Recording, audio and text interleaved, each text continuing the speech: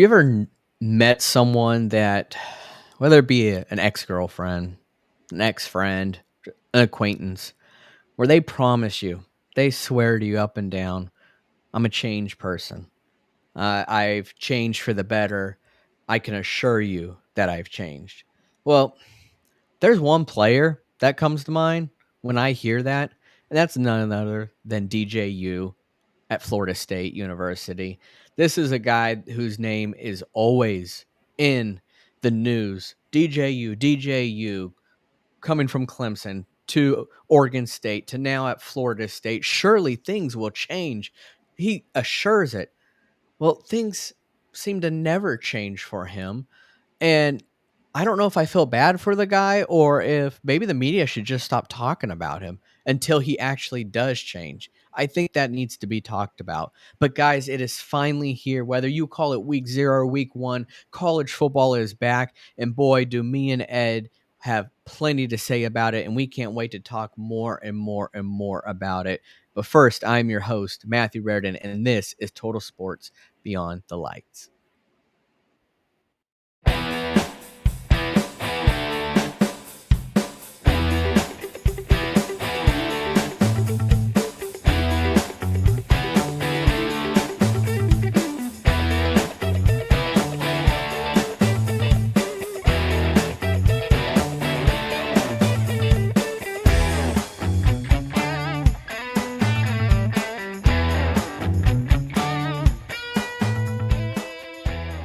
What's going on, everyone, and welcome to another episode of Total Sports Talk Beyond the Lights. I'm your host, Matthew Reardon, and it is great to be back, and it is great to be back in college football time because, well, this is the best time of the year, best season, best just time overall. This is where it's at, and I'm sure Ed can agree with me there, but this is where we want to be. This is where we had our calendars marked the second it was turned. I mean, that's just how much we love college football, how much we love this time of year. And well, let's get into it. But first, I want to introduce my co host here today, and that is none other than Ed Smith. Welcome, y'all. And I know Ed's been ready for this college football season, since the semifinals of the college football playoffs last year. Being a Longhorn fan and all, there is a lot of anticipation going into this year, just as there is for my Ducks. And we're going to have plenty to talk about when it comes to our teams. But today, we're going to talk about a couple other teams, more specifically the teams that played yesterday, because well, the season is here. It is finally started. And the first game to start off the season, and that's Florida State and Georgia Tech. This took place over in Dublin, Ireland. Why, I couldn't tell you, but maybe they were trying to bring American football over to Europe, and what better place than Dublin, Ireland? But it wasn't your typical, you would think, Notre Dame playing there. That would make a little bit more sense, but being the Fighting Irish and all. But let's bring the Seminoles over there versus the Georgia Tech. Is it the Hornets? Yeah. So, but this was a big game because Florida State, after their self-imposed or self-proclaimed national champions last year, being undefeated, they had a lot of question marks going into this year, losing a lot of their starters. And they did bring over DJU in the transfer portal from Oregon State, but Mike Norvell's still at the helm. We thought, well, let's see how things go this year. Well, they lost. I'm not gonna beat around the bush. They lost yesterday, and if you are a Florida Gator fan like our other co-host David Street is, you loved watching this. You loved watching Florida State lose this game, and a lot of college football loves seeing this because of what happened last year. It was unfortunate last year. If you didn't know, Jordan Travis with his ACL injury went down, and well, their whole season went down in flames because of that. But similar to UCF a couple years ago, they became the self-proclaimed national champions of college football because they were snubbed from the college football playoff. But Florida State, they did lose to Georgia Tech 24-21 with a walk-off field goal for Georgia Tech. And Ed, what were your expectations going into this game? My expectations were that the defense for Florida State would not get pushed around by Georgia Tech. And boy, was I wrong. That, from what I could see of this game, it was consistently Georgia Tech blowing up the defensive line of Florida State, which was touted as a transfer coup, if you will, bringing in players from like Georgia and whatnot to become starters on this defensive line to replace the players that they lost after last year's undefeated season. Well, Georgia Tech quietly last year got better. And with Haynes King at the helm, they kept getting better. And they go into this year with a consistent starter, a consistent offense. They know what they want to do, they know who they are. And they walk into this game. Florida State, yes, they come out, they get down the field, they get their touchdown. For some reason, go for a 2-point conversion to start the game. I don't know. Um, but Georgia Tech, in the first 5 plays you saw of them against this Florida State defense, they were pushing them around like it was against the little giants. It was just all over the field. People were being manhandled, and that's not what you anticipate from the Ramblin' Wreck going into a game with the Seminoles. So that was my takeaway, was how physical Georgia Tech was against the Florida State defense. And Florida State, while they held their own, they just did not match the physicality for large sections of that game. And in the end, between that and the clock management, that really did them in. Yeah, it was like varsity and JV joint practice on the line, essentially, by seeing what they were able to do in the trenches against Florida State. It's a great comparison there. But before the game even started, there's one person in college football that I trust no matter what they say because they have the background to prove it. And that's Nick Saban, who was very high on Georgia Tech and their chances in the ACC. When I heard that, I'm like, okay, well, maybe he knows something or they're on to something to catch Nick Saban's attention for him to even say that. Well, Georgia Tech, although it might not have been the prettiest game, but it was a great game within the trenches. They controlled that, and that's really where they controlled the game, was because of that. This sets them up for a very intriguing ACC season because, well, as we know, this is a conference game right here, and they're now 1-0 in conference. So this is for them, of course, to state the obvious, is going in the right direction. And no one really expected to see this unless you're WWE superstar Sheamus, who was the only guy on the panel to pick them. They have now started out the season with an upset victory over Florida State, and they are 1-0 in their conference. And as we know, these conference games is very important because you win your conference, you're in the playoff. So that's why this is going to be big. Florida State, on the other end of things, if you want a loss, you want it early. I can't stress that enough. An early loss is a lot easier to make up for than a late loss. We've seen it time and time again. So they still have plenty to go off of when it comes to that. So that's something to keep an eye on when it comes to that. But Ed, what are your opinions on what does this mean for both teams? Well, for Georgia Tech, it really sets an arrival for them.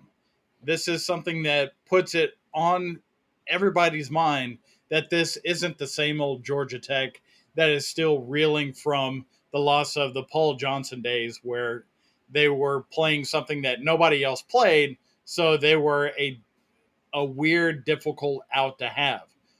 Then they became a team that was not not able to maintain the level of athlete and physicality that it takes to be in the upper echelon of any conference in college football. So this puts Georgia Tech in a spotlight for the ACC right now, and everybody's going to have to point at them and go, "Look at these guys. These are who we have to go through." Yes, there's still the Miamis out there. Yes, there's still the rest of Florida State's schedule, but this is something that really puts Georgia Tech on the map for this season to start with. So now they are going to have to get everybody's best shot when they play them in conference, because they already have one up on everybody else at this point. Yeah. When Oh, sorry. Continue. when it comes to Florida State, you lost all your leverage. You lost every bit of your extra space that you may have had to mess up somewhere along the way and still make the playoff. You gave that up on the first game of the season, and there's no going back. You either put up or shut up starting today, starting getting off the plane, or this season is basically a wash and everybody was right about them last year.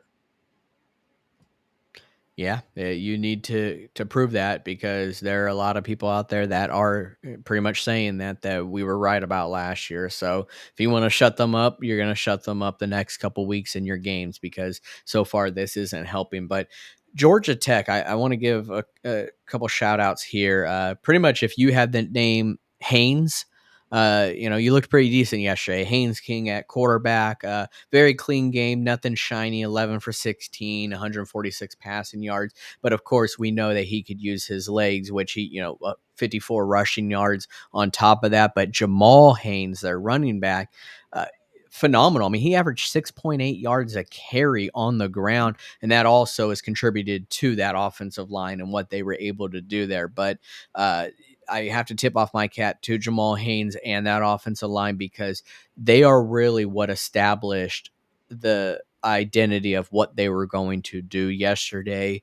And that's going to be really fun to watch the rest of this year, to see if that offensive line continues to do that. Because as we know, we talked about the heavy recruiting that Alabama's do, the Georgias do, Ohio State's. It's that offensive line. They know how to build those guys, and they're usually big boys. You ain't finding anyone under 300 pounds on those offensive lines. So that's where it all starts, and that's where it ends, within the trenches.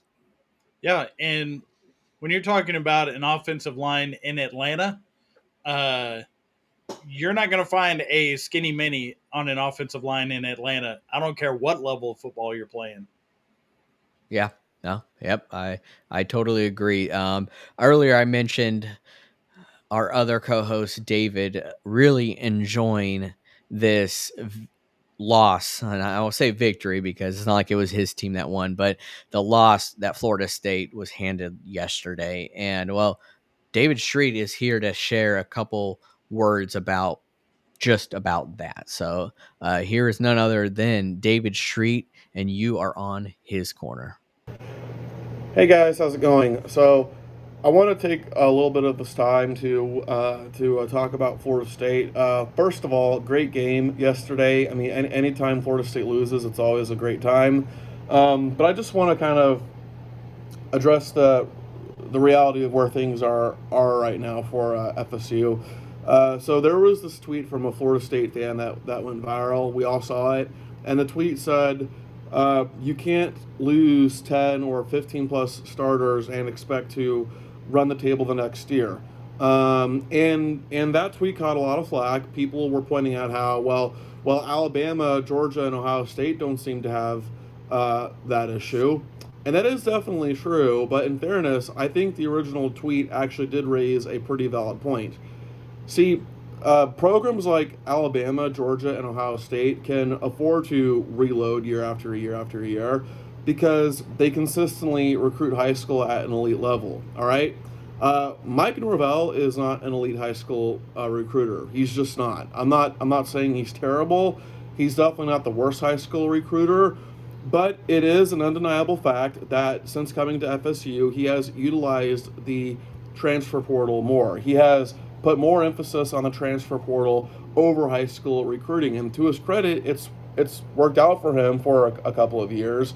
But see, the problem with emphasizing the transfer portal over high school recruiting is that if you try to build your rosters mainly off of transfer portals, then you can't really build your foundation there. And with transfer built classes, you're going to get a lot of hits, but you're also going to get a lot of misses as well. And listen, I know it's early in the season; it's only one game, but I think we're all going to see just how much FSU truly lost last year. I'm not saying they're going to have a terrible season, but don't be surprised if they win just 8 games this year. That's all. Straight out. Well, there you have it from David Street himself and on his corner.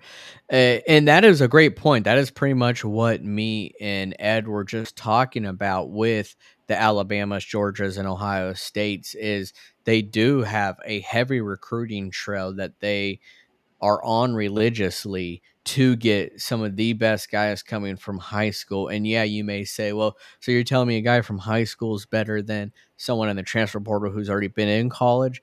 Not necessarily saying that, but bringing someone in from high school, especially a top level recruit that has plenty of people going after them, you are bringing them into that program to usually shadow someone that they will be replacing. There is a process to this that once it's their time to shine, they do shine. Someone in a transfer portal, and I'm not saying that they're bad, but these are someone's dirty laundry or their sloppy seconds or someone who didn't maybe get that playing time. And there may be a reason they didn't get that playing time because a coach saw that they didn't have that best potential. But it is important to get players from the transfer portal, but I still think the number one important should be recruiting out of high school. That should be your top priority. But with the transfer portal nowadays, yes, you have to attack both. But you start seeing coaches out there because Georgia already has that great recruiting that if they just get one transfer player, they're still looking good. But you see Oregon, where Oregon's doing a lot within the transfer portal and recruiting that it seems like it could be a good recipe for success, but it is yet to be determined as it's still a small sample size. So great point that David had there. Ed, you have some comments you want to say too? When it comes to putting together rosters for college football, the number one thing is player development. And you don't start player development by taking in players solely off of other teams' rosters. You start player development from the ground up. And then those players, which all players, they're all friends, they were all recruited together, they're all text messaging each other, they're all calling each other, they're all messaging each other, all social meeting with each other.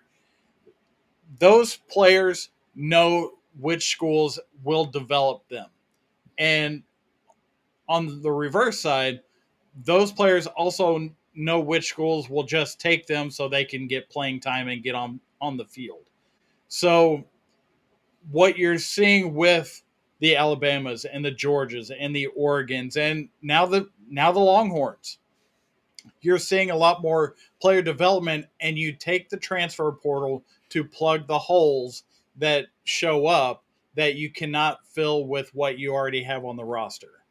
That's the main reason for the transfer portal.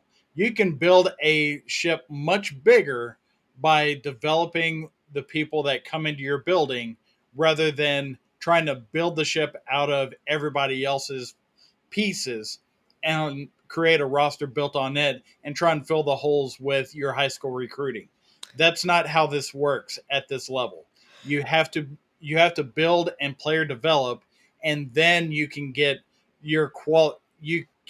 what is shown as quality transfers when you get the positions of need taken care of and not just your whole roster taken care of. That is the difference. And Florida State is looking to fill in large chunks of their roster as opposed to developing from the high school level on onto the field uh, at the Power Four level, which they're in. Yeah, and guys, I want to tell you something that's kind of scary when you think about it. But first, I'm gonna ask Ed just a simple question. Ed, what's the most important position on the football field? Quarterback. All right. With that being said, this is what makes this scenario scary. Ohio State got a quarterback out of the transfer portal this last year, and Will Howard. Will Howard, by no means, is the best quarterback in the country. Ohio State has, I want to say, the top three best odds to win the national championship. So Mm-hmm. that's what's so scary is that they plugged in a hole, which happens to be the most important position on the field, but they plugged in that hole with a quarterback who may not be the best, but their roster is so damn good from recruiting that they're top three to win the championship this year. And that blows my mind. That really does, because that just shows you that you don't necessarily always need a star quarterback, but you have a great roster behind you that complements each other. And Ohio State, I can't wait to see if that's going to happen with them this year. If they are able to do that, then you're going to see a program that's thinking about firing their head coach to possibly giving him the biggest extension we've ever seen. Yeah, and that also goes along with your Ducks. You brought in transfer portal, and you have one of the higher odds, one of the best odds to win the national championship. So, but on the flip side, you come down to Texas, and you have development within the program. You have Georgia that is developed within the program. You have Alabama, which developed in the program, and that's Quinn Ewers, who was a transfer initially. I'm not gonna step off of that, but he's been in the program for 3 years at this point. He's It's time for him, and he's developed better as a quarterback while being at Texas. You've got Carson Beck at Georgia. You've got Jalen Milroe at Alabama. So I think this is a storyline that maybe we'll continue to look down the barrel of as the season goes on. The most important piece of your team, either transfer portal or developed within the program, and see where those teams wind up. Yep.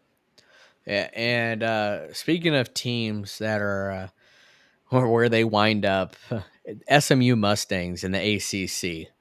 Uh, they also had a game yesterday against the Nevada Wolfpack, which they barely escaped from, and that's not a good start. It wasn't the performance that they were hoping to have, but in the end, a win is a win, and they Mm-hmm. did pick up the win with a 29-24 victory over Nevada. But Ed, it's more than just that outcome that I'm interested in. It's more of this.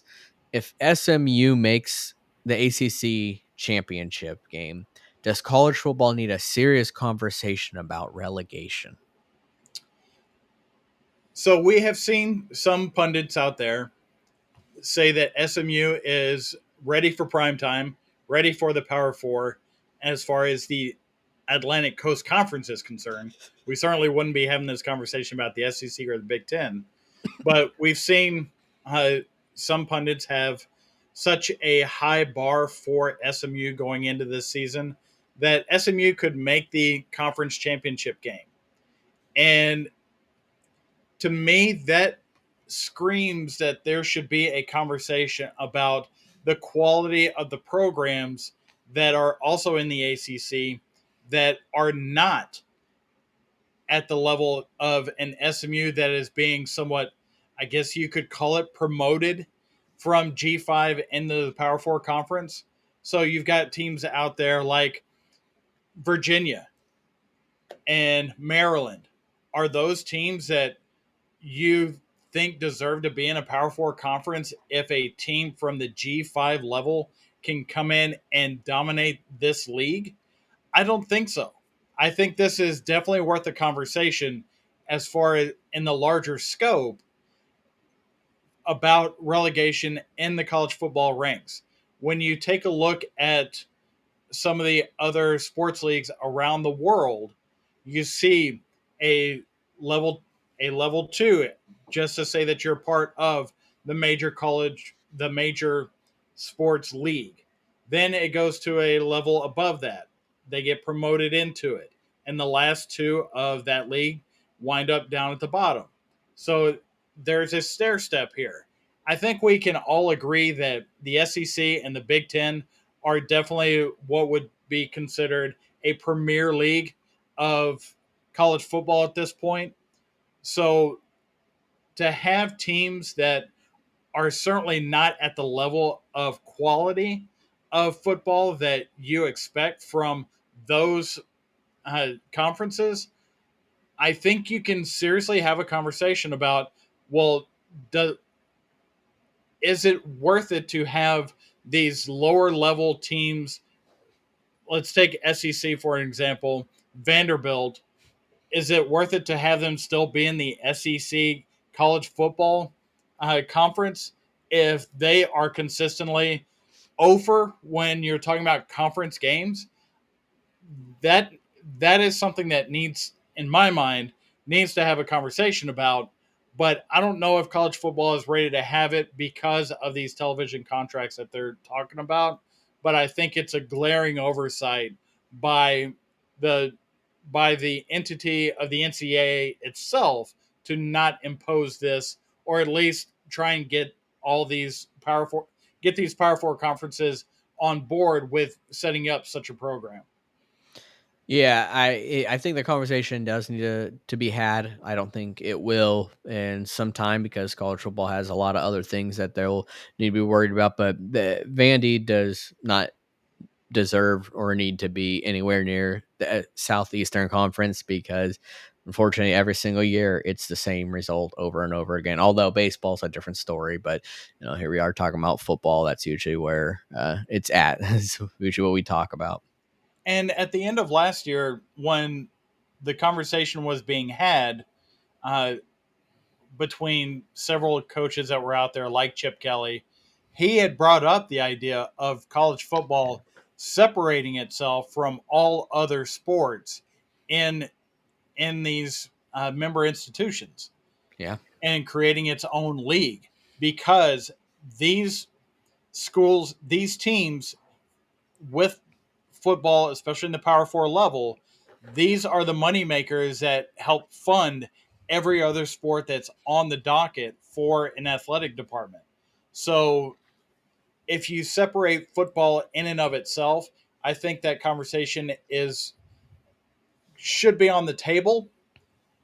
I don't know how well the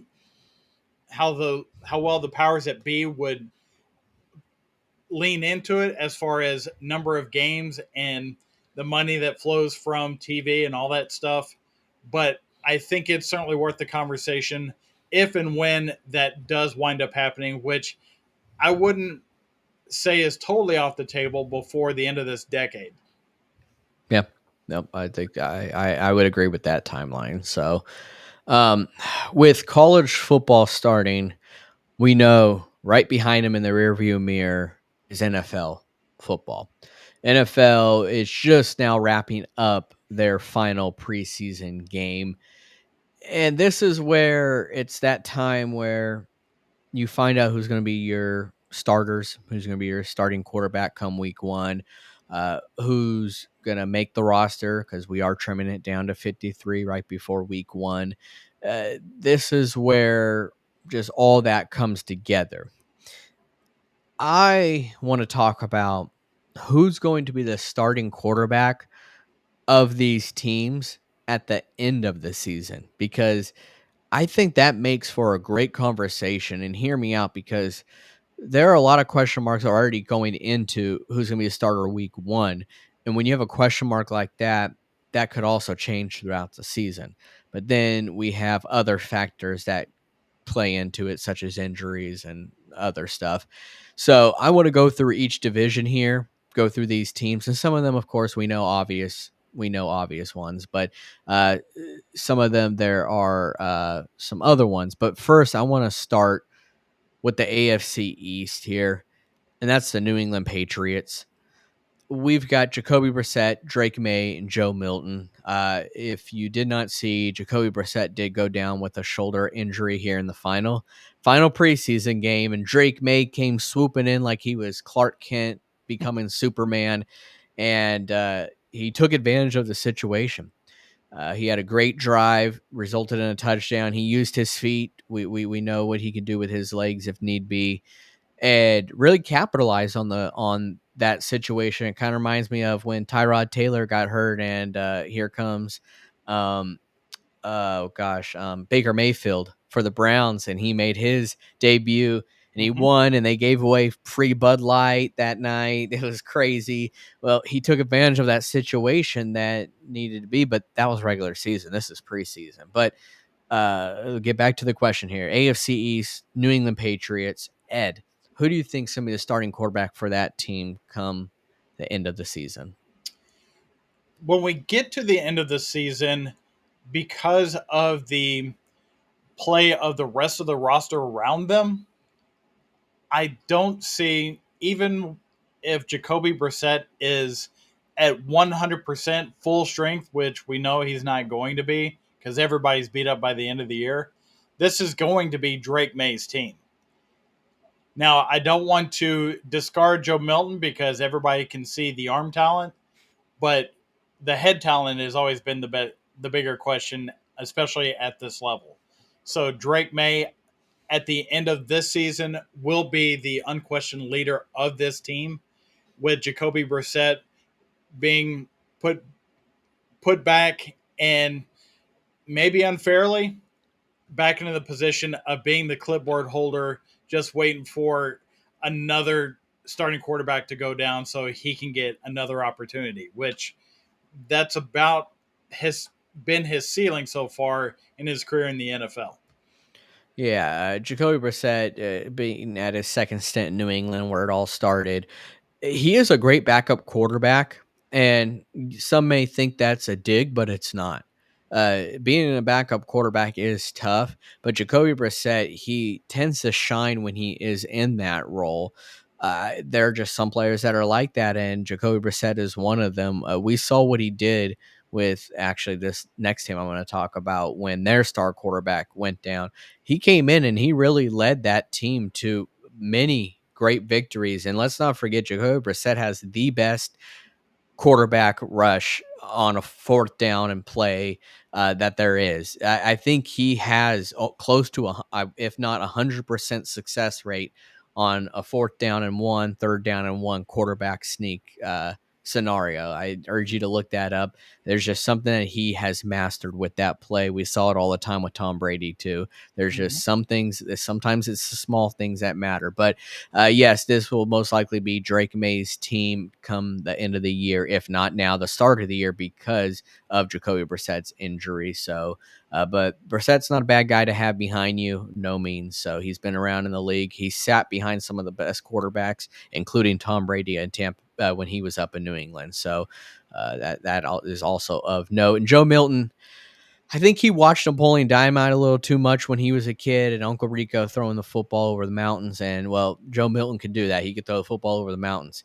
but he couldn't tell you what mountain he did it over. So that's the thing. And so he's got the arm strength, but it's the decision making and seeing the field is where he does struggle, just like Ed said. So I'd like to say Drake May will also be the starting quarterback here, the end of the year.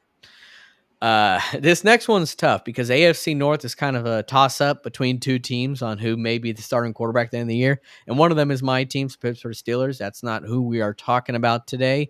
Who we are talking about is the Cleveland Browns. And this is a great reason why we put the Browns in this spot was because of Deshaun Watson. Deshaun Watson has all the talent in the world. He just can't stay healthy or out of massage parlors. So will he be the quarterback at the end of the year is one of the biggest question marks every season. So behind him, you have Jameis Winston and then Tyler Huntley. Tyler Huntley coming over from Baltimore. So interdivision rival. You've seen it all already. So that's a great pickup. But Jameis Winston being the hype master, the pregame speech guy, there is uh, not a bad backup. Not a bad backup, but it's more so, can Deshaun Watson just stay healthy? That's the question. And that's why we are asking this question here. And well, if history tells you one thing, it's No, the answer is no, he can't. So I don't think Deshaun Watson will be the starting quarterback, and I don't think that's a crazy thing to say at the end of the year. I think it'll probably be Jameis Winston. I don't necessarily disagree with you on that one. There's also another quarterback that they've had on their roster, and I'm interested to see where he lands, and that's Dorian Thompson Robinson. DTR was one of the 4 quarterbacks that started games for the Browns last year, in which they wound up going to the playoffs. So he was effective in his spot duty. Now, does that mean that he is going to rise up the ranks beyond Tyler Huntley and Jameis Winston and then Deshaun Watson? I don't think so. I'm inclined to agree with you that Jameis Winston will be the starter, but I'm actually going to go with Deshaun Watson making it through the season. There's You're going to get Nick Chubb back, which is going to take more off of your plate as a quarterback when you have a running back like that back with you after injury, wanting to prove himself so he can get to his next contract. And then you've also got Tyler Huntley that's just waiting in the wings because we all know Jameis Winston is about as reliable as a coin flip when it comes to touchdowns or interceptions. So that becomes more the question. In my mind, is it going to be Tyler Huntley or Jameis Winston actually being the backup by the end of this year? But Deshaun Watson, he is certainly the best quarterback on this roster for all the talent that he has and his playmaking ability. What the Browns need to get where they want to go, he has to do the job this year because after this year, the salary cap just explodes on them all over them, and they've got nothing left. So they're going to have to remake this entire Browns roster after this season. So if Deshaun Watson is going to make hay in any sort of way while in Cleveland, this has got to be the year, and he's got to stay the starter all 17 games. Yeah, I mean, don't be surprised if he, plays through an injury because it hasn't really been the smoothest since he's been there with signing him on the at that time the record contract. So, but for me, the reason, of course, why I said that he wouldn't be, yes, is because of the history, but also, well, he plays in the AFC North. Probably the toughest division to play when you play against those defenses. Yes, Nick Chubb, who is one of the top running backs, will take off a lot from him. He'll still have to deal with the TJ Watts and the well, I was gonna say the Patrick Queens, but the Roquan Smiths. I mean, the list goes on and on. The Hubbards from Cincinnati. So there is a lot of tough players out there that are going to be looking to smash you every week. So it's going to be tough to play in, but it's going to be one to keep an eye out on. Another one is in the AFC South, and that's the Indianapolis Colts. Anthony Richardson, who had a lot of question marks going into his rookie year. He got hurt, and we saw the Joe Flacco show last year in Indy. Well, now Anthony Richardson is back, and is he going to be the guy at the end of the year? And I think he is. I really think Anthony Richardson's a big guy. I think the majority of why he was getting hurt was because he was really putting himself out there. And I think he's learned that by now. He had a lot of time to sit and watch last year to see, all right, I can't be running like with the chicken's head cut off out there. Mm-hmm. I have to be smarter. So I think Anthony Richardson will be smarter. I think he will play all 17 games this year and be the starting quarterback at the end of the year. So last year, Anthony Richardson, he he played those first couple of games, got himself hurt. It was Gardner Minshew that came Yeah. in that took over and led them to a close battle for the AFC South division championship. And on the flip side, Joe Flacco had led Yeah. the Browns Browns, yeah. into the playoffs.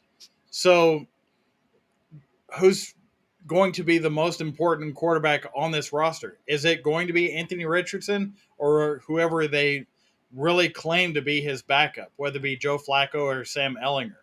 That's the question mark. Anthony Richardson, he's got all the physical abilities. He's big, he's strong, he's fast. And in college, you can get away with that. But when everybody else around you becomes just as big, just as strong, as just as fast as you are, then you have to start learning how to play the game differently than just using your physical attributes to win ball games. And that's what the Colts certainly hope that Anthony Richardson learned by being on the sideline last year with the injuries that he sustained. And going into this season, he's got to learn how to manage an offense from where he is and then use those physical tools to extend plays, not become the play. It's the age old question of, if that first read isn't open, you better learn how to look at the second and third read before the pocket collapses and you have to escape. That's the big question mark in my mind for Anthony Richardson. In either case, he's still going to be the starter throughout the season as long as he's not injured again. But that is the question mark that we'll have for him going into this season, going into the end of the season, and whatever success that the Colts have is going to be reliant on the answer to that question. Yeah, because if healthy, when I look at the trio of Anthony Richardson, Jonathan Taylor, and Michael Pittman, that's a great trio if healthy. So And also, Adonai Mitchell got yeah, added to the mix there too, so he does have weapons. yeah, I mean, he's got great route running. He's got deep threats, and Jonathan Taylor, who we know can do just a lot as well. So he's got some key players there. So we'll have to see if that comes together. But I see Anthony Richardson being there the full year. I think he learned you can't be Cam Newton fully, and you have to adapt to the NFL. That's the word, is you have to adapt. You can't assume that it's going to be the same, because it's not. It is not, by no means. Um, I appreciate you covering my mistake there. It was Gardner Minshew, who we are going to talk about now. He's got a new home down in Viva Las Vegas, for in the AFC West, Las Vegas Raiders.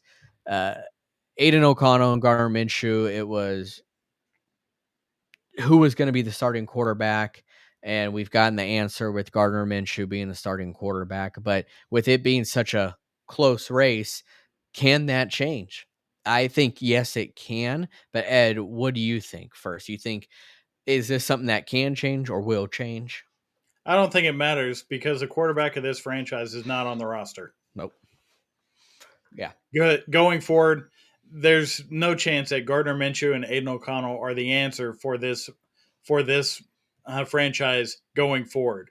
They are going to be looking at next year's draft to get their quarterback, whether it be your Carson Becks or your uh, uh, Quinn Ewers or maybe even Jalen Monroe. But it's not going to be a quarterback that's on this roster. Now, since we are talking about this particular year, Gardner Minshew is one of those backup quarterbacks that when he gets an opportunity, he doesn't let that opportunity go and let somebody that is equal or a little bit less than what he is get in his way. So in my mind, Gardner Minshew is going to be the starter the entire year because he's been there. He has been a starter for a few years, spot starting, but taking over as needed in some other franchises. This is really his first opportunity since Jacksonville to go into a season as the starter, as the guy, as this is his team. And he knows the mistakes that he made last time. So he's going to look to correct those and get this team behind him going into this season. Now, it is a tough division that they're in, but every division is tough in the NFL. So that isn't an excuse. This is Gardner Minshew's show throughout the entire season. Gardner Minshew wears jorts. That's all you need to know about him. But yeah, he's got that competitive mentality that he doesn't want anyone else to be above him. Why wouldn't you? I mean, it's the NFL. You don't want anyone to, take over your job or anything like that. So, but he's a little extra competitive when it comes to that. So I can see him being there the whole year because of that. But I, I agree with you that neither of these are going to be their franchise quarterback. I feel bad for Devontae Adams because this is what you got. I mean, you got all Yeah. the talent in the world, so maybe it doesn't matter who your quarterback is. But hopefully next year they bring in someone that's going to complement him just as much. But neither of these guys are not that. So I couldn't really tell you, because if they feel like they're going to be competitive towards the end of the year and they need to make a change, maybe Aiden O'Connell, but I just don't think he really brings that edge that Gardner Minshew will. So I guess I'll go lean towards Gardner Minshew here. Um, this is another interesting one, and that's the NFC East, and that's none other than the New York Giants. Danny Dimes isn't who, the New York Giants franchise thought he was going to be. I don't think the fans really ever thought he was going to be that guy, but their organization thought he was. And he's on. Is this the last year of his contract this year, He's or got 2 years 2 left. years left? And it's not looking good. It's really not.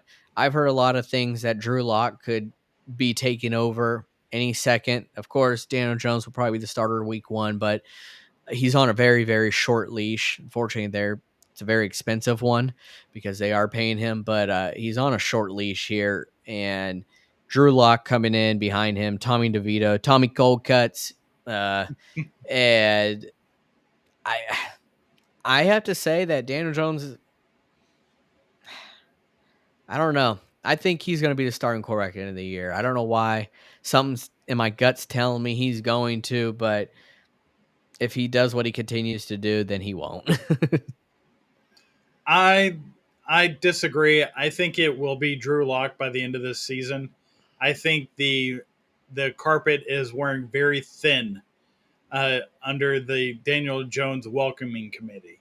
And what the Giants did was they paid a quarterback based on 1 year after and forgetting the number of injuries that he had the previous years before his one standout season.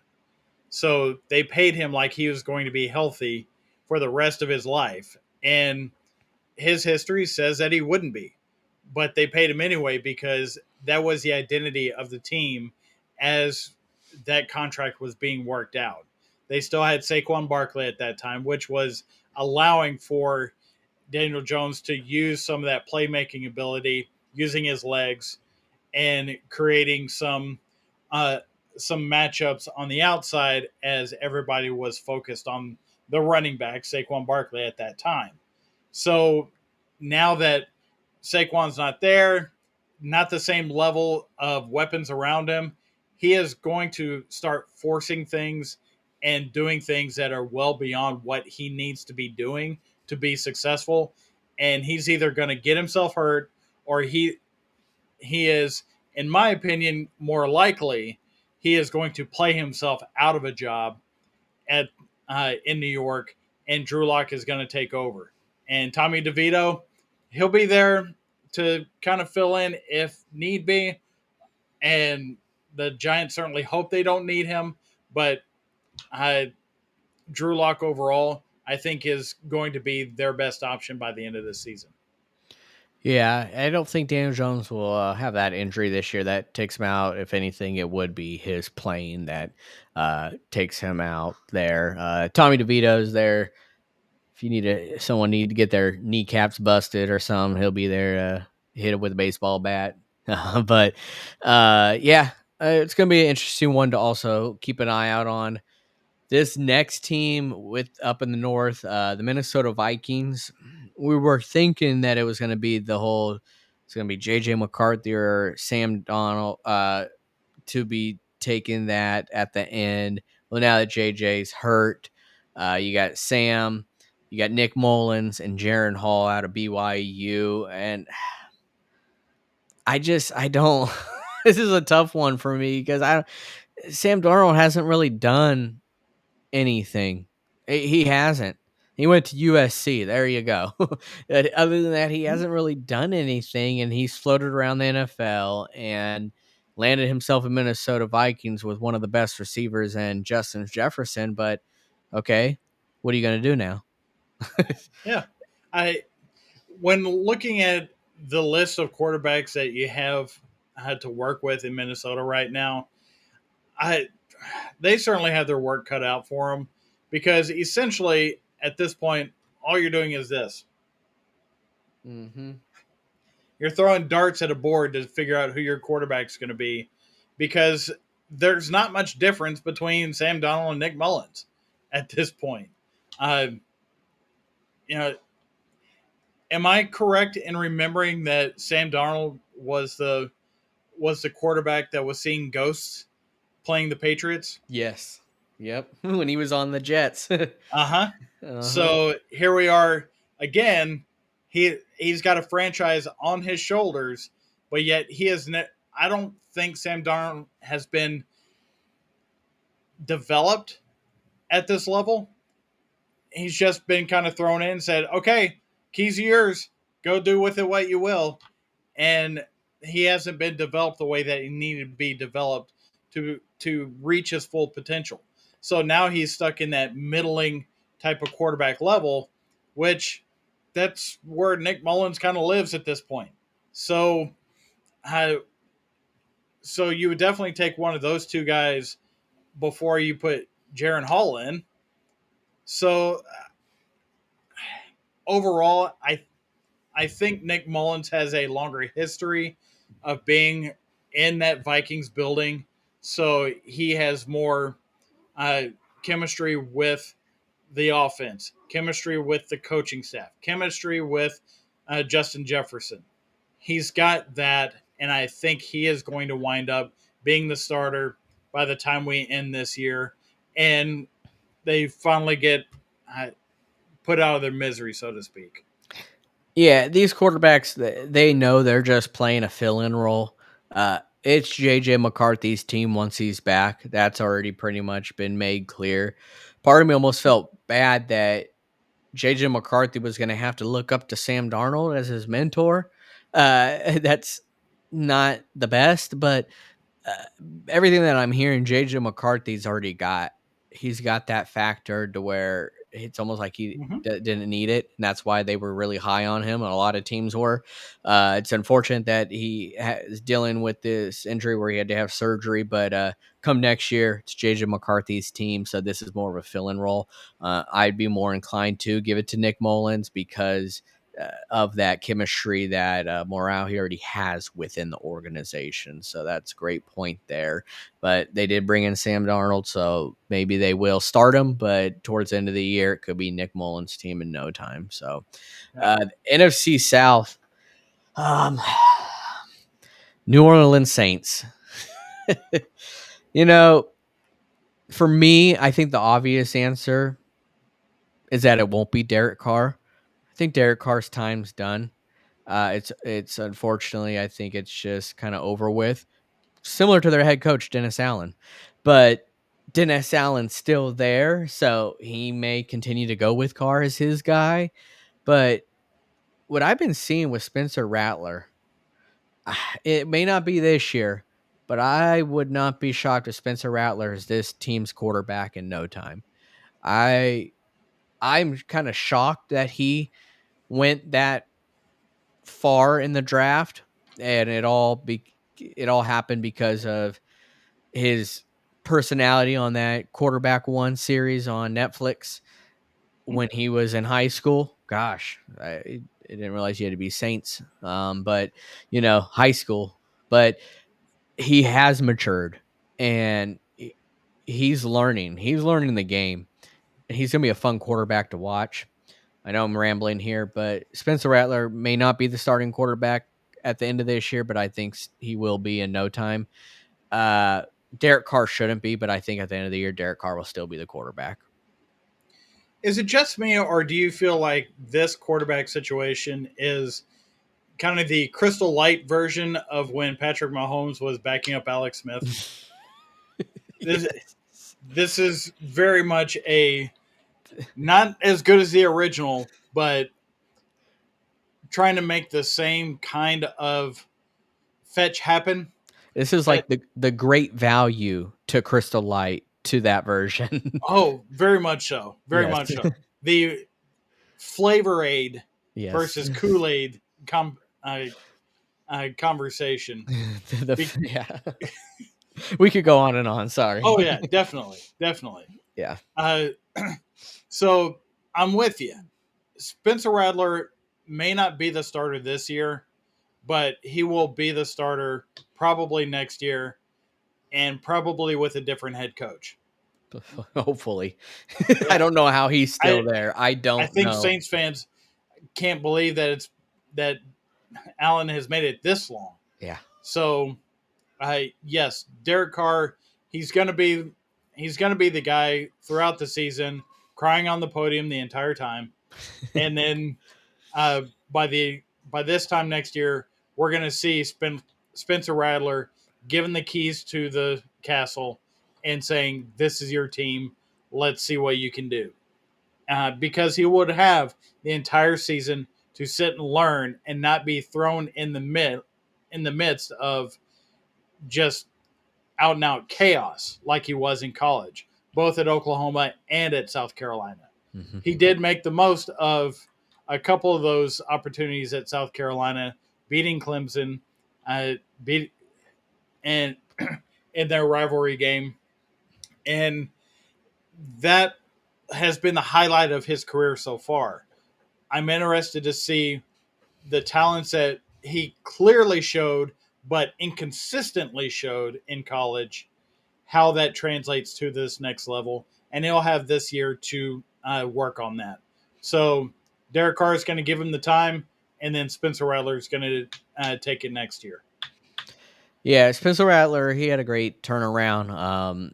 We saw when he lost his starting quarterback job to none other than Caleb Williams. I mean, Mm-hmm. you can't beat yourself up too much. Guy won the Heisman and with USC, not with Oklahoma, but you can't beat yourself up too much losing your job to that guy. But what he did once he transferred, it showed you who he was. And that's why I was confused with GMs. That is what you needed to see right there. But you decided to go further in the past. So, but we're in agreement here with Derek Carr, starting quarterback for the New Orleans Saints at the end of the year. Now, this next one and last one in the NFC West, the Seattle Seahawks. And one of my favorite pickups this year, although it was via trade, Sam Howell. This was a great pickup, I think, for the Seahawks because Geno Smith, although he had a great year 2 years ago, he Mm-hmm. does have a history with injuries, and there was many times where Geno Smith was irrelevant. Can that happen again? I think the answer is yes. I think that Geno Smith could go down with another injury, and Sam Howell is a great addition, a great guy to come in, especially when you still have wide receivers like DK Metcalf and Tyler Lockett there. That gives Sam Howell some great weapons. It's already upgrades from what he had in Washington. And let's not forget, Sam Howell was leading the NFL in passing yards last year.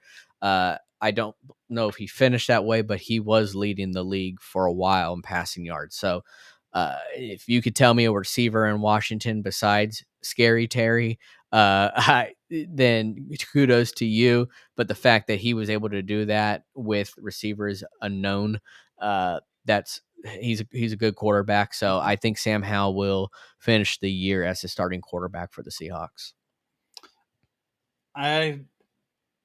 I disagree, not because Sam Howell doesn't deserve the opportunity. I don't think Geno Smith is going to look in his rearview mirror and say, "You're catching up to me." I think he's going to put the pedal to the metal and keep that job. Now, the injury conversation is a valid one when talking about Geno Smith, but if we're talking who we anticipate to be the starter at the end of this year for the Seattle Seahawks, I think the best fit for that offense is Geno Smith, despite how good Sam Howell is, he doesn't have that extra factor that Geno Smith has and the extra chemistry that he has with those receivers. So he would be fighting two uphill battles and not just being on a new team.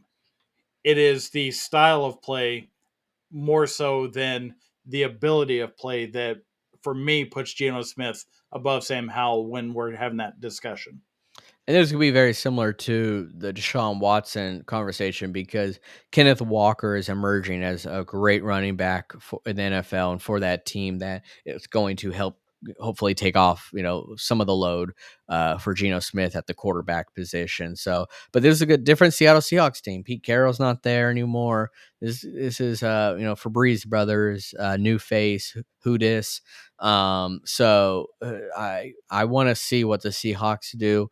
Of course, we already know coming out of the NFC West, the Niners are always going to be the heavy favorites. But what Geno Smith did just a couple years ago was really special for that team, and it really was a transformation. But now without Pete Carroll, I want to see if this team can continue to be a team that's right there at the wild card. Because, Yep. like I said, the Niners being the heavy favorites in the NFC West, Seahawks could be a great wild card team and a threat. So, Geno Smith, I agree, is a better fit, and he does have that factor that Sam Howell doesn't, and he already has the chemistry. I will always say a quarterback that is returning to that team should always be the guy because of that chemistry. It's just the injuries is the question marks for Geno Smith.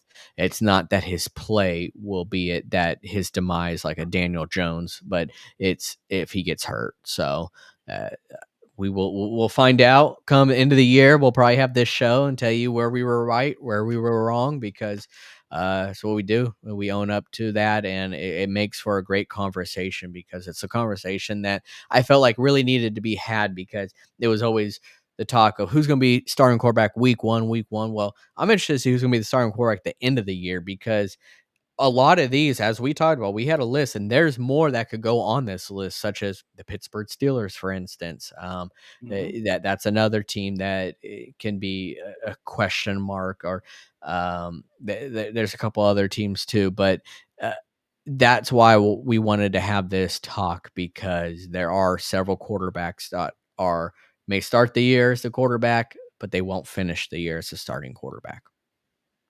Absolutely. And with you mentioned the question of the Pittsburgh Steelers, there is a question I wanted to ask you that is kind of that I've been thinking about in my head over the past couple of days, and just to get your initial reaction of it. There's been more conversation of Russell Wilson taking the starting job for the Pittsburgh Steelers, and Justin Fields being used as the athletic freak position, the Swiss Army knife position. You've heard that, you've seen that in your uh, local goings on there. So I asked this question: why is it when Justin Fields is a Swiss Army knife, he is being dubbed a superior athlete, being able to do uh, these package of plays in that position. But yet, if Taysom Hill does the same thing, he's a gadget guy. Why is that? I don't know, but Taysom Hill needs to have that respect. Taysom Hill is one of my favorite players in the NFL because of what he does. That is a Swiss Army knife to me, and I feel like should be a superior thing. The Justin Fields thing, Justin Fields is athletic, and it's hip to be that athletic quarterback. But I think it's all smoke and mirrors. This is my theory. I do believe Russell Wilson will be starting quarterback. I don't believe that Justin Fields is going to be the slash guy. The reason why I say that is because they can't afford for him to go down because he may be the starting quarterback come week two. Mhm. So why put him in harm's way? I think they will bring him out there, but teams are going to think it's some trick play, and it's not. It's not at all. I think it's going to be a psychologically but I think Russell Wilson will be starting quarterback. Justin Fields will eventually, I think, take over. But I don't. know why they continue to have that on a superior level over a guy like Taysom Hill. Taysom Hill is, in my opinion, a definition to a T of a Swiss Army knife. I agree with you. I don't like the fact that it's a change of terminology when we're talking about one guy versus the other. Yeah, I don't know why either.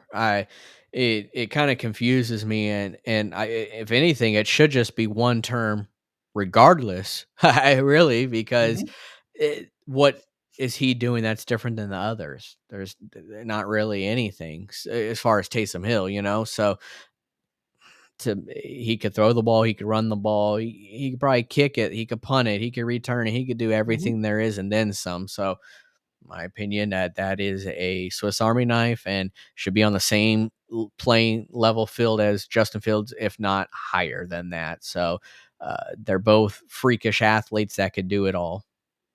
I agree. So I appreciate you asking that question, and that's something to kind of take a look at there. Fantasy wise, when you look at fantasy football, where the heck do you put Taysom Hill? Hey, Wait, flex, flex, nothing flex. but flex.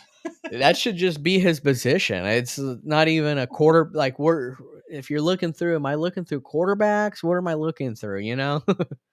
Exactly. So I don't even know what his position is listed on there because we just talked about the New Orleans Saints and we talked about 3 quarterbacks, none of which were him. I I think they've got him listed as a third quarterback, Yeah. but I don't see how you truly put him in that position because he is so much more than that. Yeah. He is. He does it all. Like I said, he's one of my favorite players to watch out there. He should be your guys' favorite player too. He does it all, and he's got a lot of heart. So he's Mhm. fun to watch playing. But yeah, there's several teams, several players to keep an eye out on when it comes to this. Pittsburgh Steelers, Denver Broncos, and there's more on that list when it comes to that. So, but I want to hear what you guys have to say with our list, with our predictions. If you agree, if you disagree, let us know where you sit. There's another team that you want us to talk about or who you think is going to take over, even if it is Pittsburgh Steelers or another team, write that in the comments because we want to see that and we want to talk with you more about that. But continue to hit that like, that subscribe button, share these videos. Word of mouth is key, and we appreciate you guys doing that. Appreciate you guys tuning in as well, as it means a lot to us. We'll continue to strive to give you the best content there is out there, and if there is more that you want us to talk about, once again, hit that comment section. Just tell us there's a certain sport, certain team, or a certain subject that needs to be talked about that we missed. Put it in there and we will talk about it. All right, guys. But till next time, we are rounding third and we are headed for home.